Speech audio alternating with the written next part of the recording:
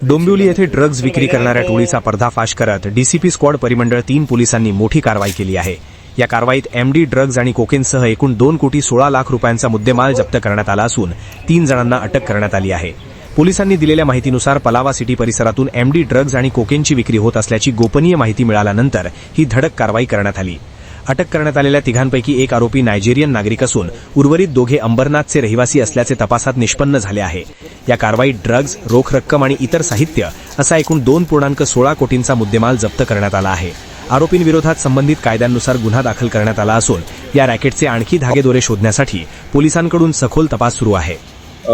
परिमंडळ 3 मध्ये माननीय CP sir Ashish Dombre sir, आमचे joint CP sir Chavan sir, CP sir Jadhav sir यांच्या मार्गदर्शनाखाली जे परिमंडळ 3 मध्ये विशेष अंमली पदार्थ विरोधी पथक स्थापन केलेलं आहे। त्या पथकाने काल दिनांक रोजी मानपाडा पोलीस स्टेशनच्या हद्दीमध्ये मानपाडा पोलीस स्टेशनच्या मदतीने आपण एक मोठी कारवाई केलेली आहे।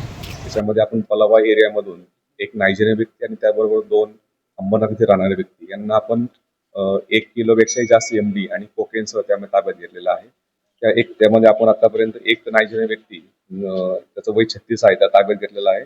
दुसरा जो आहे तो अविनाश सदरला, हा राहणारा अंबरनाथचा आहे, आणि तिसरा व्यक्ती जो आहे गजेंद्र नायडू।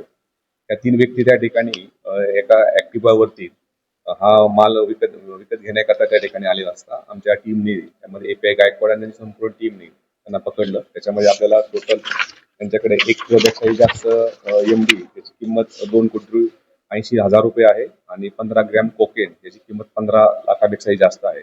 असा एकूण 2,16,62,000 इतका मुद्देमाल त्या 3 आरोपीच्याकडून आपण जप्त केलेला आहे। त्या 3 आरोपींना आता आपण अटक केलेली आहे आणि सध्या त्या 3 आरोपींना 17 तारखेपर्यंत पोलीस रिमांड त्यामध्ये दिलेली आहे।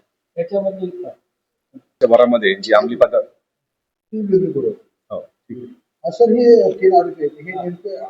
एक जो व्यक्ती आहे जो मेन ज्याच्याकडे आपल्याला जो माल विकण्याकरता त्या ठिकाणी आला होता, तो नायजेरियाचा इथला रहिवासी आहे, आणि तो मागच्या 2 ते 3 वर्षापासून मुंबई आणि या परिसरामध्ये तो राहत असल्याचं निष्पन्न होत आहे। त्यावरती इतरही ठिकाणी, विशेषतः मुंबईमध्ये पण त्याच्या विरोधात गुन्हे दाखल आहे।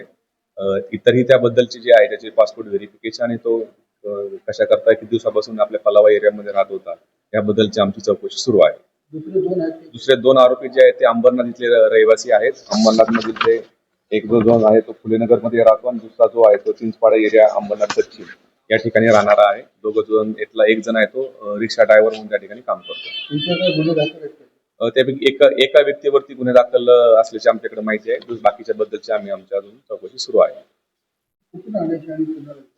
त्याबद्दल आमची आता ज्या नायजेरियन व्यक्तीकडून आणि आपण जे कोकेन आणि हे जप्त केलेलं आहे एमडी, तर त्या नायजेरियन व्यक्तीकडून हे कोकेन आणि एमडी जे आहे ते सप्लाय होतो असं प्राथमिक माहिती आहे। आणि हे जो अंबरनाथ येथील 2 आरोपी जे आहेत ते हा पूर्णपणे माल हा त्या एरियामध्ये जाऊन त्या ठिकाणी ते सप्लाय करायचं निष्पन्न होत आहे। आमच्या अजूनही 2 पथक जे आहेत त्या इतरही आरोपींच्या पाठीमाग आहेत की ज्या माल आणणारे आणि विकणारे, त्या व्यतिरिक्त अजून याच्यामध्ये कोण सहभागी आहे त्याविषयीचा आमचा तपास सुरू आहे।